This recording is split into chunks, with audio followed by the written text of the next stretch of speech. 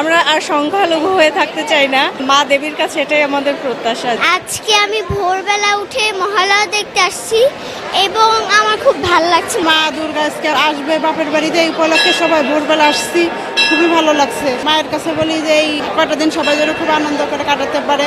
একটা বছর মায়ের অপেক্ষা করি আমরা। তো এইবার দেশের যে পরিস্থিতি, তো মার কাছে একটাই চাওয়া যেন আমরা সকলেই সুখে শান্তিতে ভালোভাবে থাকতে পারি।